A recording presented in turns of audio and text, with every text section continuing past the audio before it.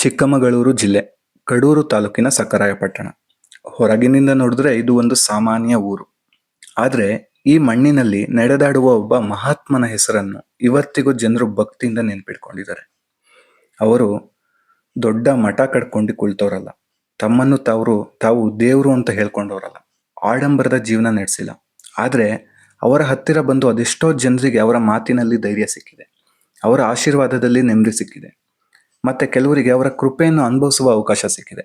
ಅಂತಹ ಮಹಾನ್ ವ್ಯಕ್ತಿ ಶ್ರೀ ವೆಂಕಟಾಚಲ ಅವಧೂತರು.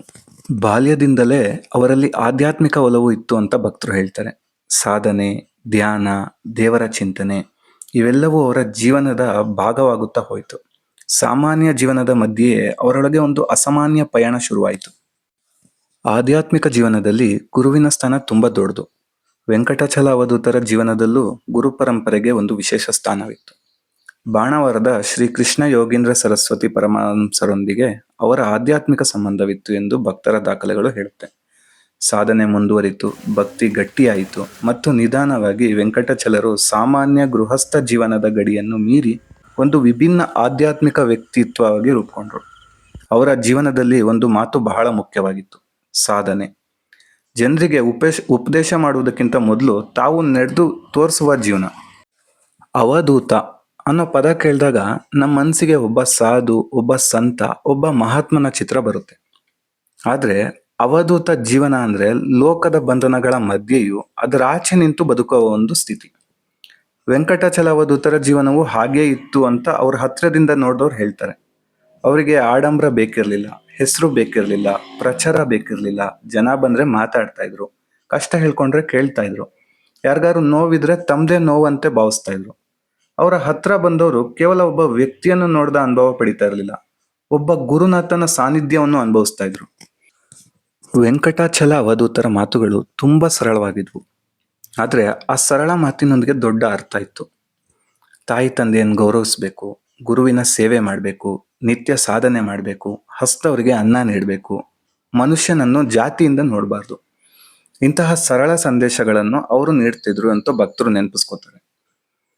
ಅವರ ಜೀವನ ನಮಗೆ ಒಂದು ವಿಷಯ ಹೇಳುತ್ತೆ: ದೇವರನ್ನು ಹುಡ್ಕೋಕೆ ಯಾವಾಗ್ಲೂ ದೂರ ಹೋಗ್ಬೇಕಾಗಿಲ್ಲ. ನಮ್ಮ ನಡತೆಯಲ್ಲಿ ದೇವ್ರನ್ನ ಕಾಣ್ಬೋದು, ನಮ್ಮ ಸೇವೆಯಲ್ಲಿ ಕಾಣ್ಬೋದು, ನಮ್ಮ ಭಕ್ತಿಲಿ ಕಾಣ್ಬೋದು. ವೆಂಕಟಾಚಲ ಅವಧೂತರ ಬಗ್ಗೆ ಜನ ಇಷ್ಟು ಭಕ್ತಿಯಿಂದ ಮಾತಾಡೋಕೆ ಕಾರಣ ಕೇವಲ ಅವರ ಮಾತುಗಳಲ್ಲ, ಅವರ ಶಕ್ತಿ. ಅವರನ್ನು ಭೇಟಿ ಮಾಡಿದ ಭಕ್ತರು ತಮಗೆ ವಿಭಿನ್ನವಾದ ರೀತಿಯ ಅನುಭವಗಳಾಗಿದೆ ಅಂತ ಹೇಳ್ತಾರೆ. ಕೆಲವರು ತಾವು ಕಷ್ಟದಲ್ಲಿದ್ದಾಗ ಅವಧೂತರು ಮಾತು ಕೇಳಿ ಧೈರ್ಯ ಬಂದಿದೆ ಅಂತ ಹೇಳ್ತಾರೆ. ಕೆಲವರು ಅವರ ಆಶೀರ್ವಾದದ ನಂತರ ಅವರ ಜೀವನ ತುಂಬಾ ಚೆನ್ನಾಗಿದೆ ಅಂತ ಹೇಳ್ತಾರೆ. ಇನ್ನು ಕೆಲವರು ಅವರ ಸಾನ್ನಿಧ್ಯದಲ್ಲಿ ಒಂದು ವಿಚಿತ್ರವಾದ ಶಾಂತಿ ಅನುಭವಿಸಿದೀವಿ ಅಂತ ಹೇಳ್ತಾರೆ. ಅವರ ಭಕ್ತರಿಗೆ ಇದು ನಂಬಿಕೆ ವಿಷಯ ಮಾತ್ರ ಅಲ್ಲ, ಇದು ಅನುಭವದ ವಿಷಯ. ಯಾಕಂದ್ರೆ ಕೆಲವು ವಿಷಯಗಳು ಮಾತಿನಲ್ಲಿ ವಿವರಿಸಕ್ಕಾಗಲ್ಲ, ಅದನ್ನ ಅನುಭವಿಸ್ಬೇಕು. ಇಲ್ಲಿ ಒಂದು ಮಾತನ್ನು ನಾನು ವೈಯಕ್ತಿಕವಾಗಿ ಹೇಳ್ಬೇಕು. ನಾನು ವೆಂಕಟಾಚಲ ಅವಧೂತರ ಬಗ್ಗೆ ಕೇವಲ ಕೇಳಿ ಮಾತನ್ನು ಹೇಳ್ತಿಲ್ಲ. ನನಗೆ ಅವರ ಕೃಪೆಯಿಂದ ಒಂದು ಒಳ್ಳೆಯ ಅನುಭವ ಆಗಿದೆ. ಆ ಅನುಭವ ನನ್ನ ಮನಸ್ಸಿನಲ್ಲಿ ಇವತ್ತಿಗೂ ಇದೆ. ಆ ಘಟನೆ ಏನನ್ನೋದನ್ನ ನಾನು ಇಲ್ಲಿ ದೊಡ್ಡ ಕತೆ ಮಾಡಿ ಹೇಳಕ್ ಹೋಗಲ್ಲ. ಯಾಕಂದ್ರೆ ಕೆಲವು ಅನುಭವಗಳು ಪ್ರತಿಯೊಬ್ಬರಿಗೂ ವಿವರಿಸಬೇಕಾದ ಅವಶ್ಯಕತೆ ಇರಲ್ಲ. ಅವು ನಮ್ಮ ಹೃದಯಕ್ಕೆ ಮಾತ್ರ ಗೊತ್ತಿರುವ ಅನುಭವಗಳು. ಆದ್ರೆ ಆ ಅನುಭವದ ನಂತರ ವೆಂಕಟಾಚಲ ಅವಧೂತರ ಬಗ್ಗೆ ನನ್ನ ಭಕ್ತಿ ಇನ್ನಷ್ಟು ಗಟ್ಟಿಯಾಗಿದೆ. ಅವರಲ್ಲಿ ಶಕ್ತಿ ಇದೆ ಅನ್ನೋದು ನನಗೆ ನಂಬಿಕೆ ಮಾತ್ರ ಅಲ್ಲ, ನನ್ನ ಪರ್ಸನಲ್ ಅನುಭವ ಕೂಡ. ವರ್ಷಗಳು ಕಳೆಯುತ್ತಾ ಹೋದ್ವು. ಸಖರಾಯಪಟ್ಟಣದ ವೆಂಕಟಾಚಲರು ನಿಧಾನವಾಗಿ ಭಕ್ತರ ಪಾಲಿಗೆ ಗುರುನಾಥ ಆಗ್ಬಿಟ್ರು. ಅವರನ್ನು ನೋಡಲು ಬಂದ ಜನ ಬರ್ತಾ ಇದ್ರು, ಅವರು ಆಶೀರ್ವಾದ ಪಡ್ಕೋತಿದ್ರು, ತಮ್ಮ ಕಷ್ಟಗಳನ್ನ ಹೇಳ್ಕೊತಿದ್ರು, ಮತ್ತೆ ಅವರಿಂದ ಸಿಕ್ತಿದ್ದ ಒಂದು ಮಾತನ್ನೇ ಜೀವನದ ದಾರಿಯನ್ನಾಗಿ ಮಾಡ್ಕೊಂಡು ಹೋಗ್ತಾ ಇದ್ರು. ಆದ್ರೆ ದೇಹಕ್ಕೆ ಒಂದು ಅಂತ್ಯ ಅಂತ ಇದ್ದೇ ಇರುತ್ತಲ್ವಾ. ಭಕ್ತರ ದಾಖಲೆಗಳ ಪ್ರಕಾರ 2010 ಜುಲೈ 30 ವೆಂಕಟಾಚಲ ಅವಧೂತರು ದೇಹ ತ್ಯಾಗ ಮಾಡಿದ್ರು. ಅವರ ದೇಹ ನಮ್ಮ ನಡುವೆ ಇಲ್ಲ ಅಷ್ಟೇ, ಆದ್ರೆ ಅವರ ಸಾನ್ನಿಧ್ಯವನ್ನು ಅನುಭವಿಸಿದ ಭಕ್ತರಿಗೆ ಅವರು ಇವತ್ತಿಗೂ ಜೀವಂತ ಗುರುನಾಥ. ಒಬ್ಬ ವ್ಯಕ್ತಿ ದೇಹ ತ್ಯಾಗ ಮಾಡಿದ್ಮೇಲೆ ಅವ್ರನ್ನ ಎಷ್ಟು ಜನ ನೆನ್ಪಿಡ್ಕೋತಾರೆ ಅನ್ನೋದು ಅವನ ಜೀವನದ ನಿಜವಾದ ಗುರುತು. ವೆಂಕಟಾಚಲ ಅವಧೂತರ ವಿಷಯದಲ್ಲಿ ವರ್ಷಗಳು ಕಳೆದ್ರೂ ಭಕ್ತಿ ಮಾತ್ರ ಕಡಿಮೆ ಆಗಿಲ್ಲ.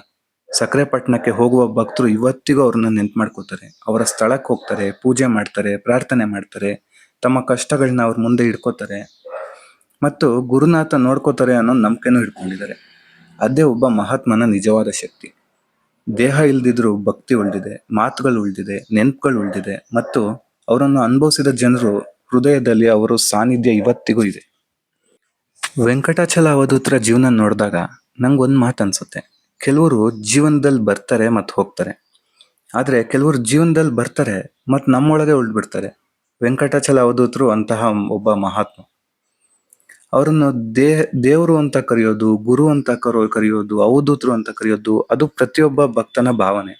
ಆದ್ರೆ ಅವರನ್ನು ಒಮ್ಮೆ ಮನಸ್ಸಿಂದ ಅನುಭವಿಸಿದ್ರೆ ಅವರ ಮಹತ್ವ ಕೇಳೋದು ದೊಡ್ಡ ದೊಡ್ಡ ಪದಗಳೇ ಬೇಕಾಗಿಲ್ಲ. ಒಂದ್ ಮಾತು ಸಾಕು, ಗುರುನಾಥರು ಇದ್ದಾರೆ ಅಷ್ಟೇ. ಜೀವನದಲ್ಲಿ ದಾರಿ ಕಾಣ್ದಾಗ ಅವ್ರನ್ನ ನೆನ್ಪು ಮಾಡ್ಕೊಳ್ಳೋದು, ಮನ್ಸ್ ಕುಗ್ದಾಗ ಅವ್ರನ್ನ ನೆನ್ಪು ಮಾಡ್ಕೊಳ್ಳೋದು, ಒಳ್ಳೇದಾಗಿ ನಡೆದಾಗ ಅವರ ಕೃತಜ್ಞತೆ ಸಲ್ಲಿಸೋದು. ಯಾಕಂದ್ರೆ ಗುರುವಿನ ಕೃಪೆ ಯಾವಾಗ ಹೇಗೆ ನಮ್ಮ ಜೀವನಕ್ಕೆ ಬರುತ್ತೆ ಅನ್ನೋದನ್ನ ಯಾರು ಹೇಳಕ್ಕಾಗಲ್ಲ.